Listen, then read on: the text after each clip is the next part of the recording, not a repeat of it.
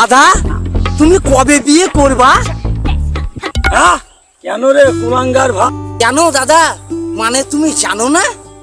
না তো, আমি তো কিছুই জানি না ভাই। কেন মমতা দিদি টিভিতে বলছে না? ওই মমতা দিদি আবার কি বলছে? ওই তো টিভিতে শুনছিলাম।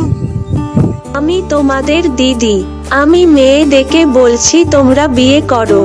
আমি তোমাদের লক্ষ্মী ভান্ডার 1000 টাকা থেকে মাসে 1500 টাকা দিব।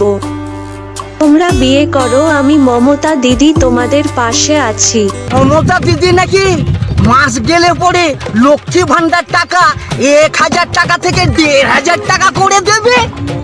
1000 টাকা থেকে 1500 টাকা করে দিবে, এতে আমার বিয়ে করা কি সাথ এলো? কেন দাদা, তুমি বিয়ে করলে পরে বৌদি মাসে মাসে লক্ষ্মী ভান্ডার টাকা 1500 টাকা করে পাবে, আর আমাদেরও কিছু সংসারের সঞ্চয় হবে। দুই ভাই আমরা আরামসে আমাদের সুখের সংসার গড়াইতে পারবো। দুধ কুলাঙ্গার, 1500 টাকাতে কি আর সংসার চলে? কেন দাদা সংসার চলবে না? আমি নইলে দুটো বিয়ে করে নেব। কি বলছিস কুলাঙ্গার? আমি একটা বিয়ে করব, তুই দুটো বিয়ে করবি? দাদা তুমি বুঝতে পারছো না? তুমি একটা আমি দুটো, তাহলে তুমি যোগ করো। তোমার দাদা 1500 টাকা আর আমার 3000 টাকা, তাহলে আমাদের সংসারটা চলবে। সে তো আমি বুঝলাম ভাই। দাদা তুমি জানো না আমার খুব কষ্ট হয়। তুমিই বলো, সেই ছোট কাল থেকে তুমি খাচ্ছ।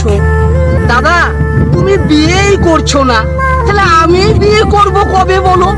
আজ আমি দুটো বিয়ে করে সংসারে বেশি টাকা দেব। কেন রে, মমতা দিদি আর কোনো অফার দিচ্ছে না? কেন দাদা, দিচ্ছে তো। কন্যাশ্রী, রূপশ্রী আর বাচ্চা থেকে বিয়ে পর্যন্ত সমস্ত খরচই তো সরকার দিচ্ছে।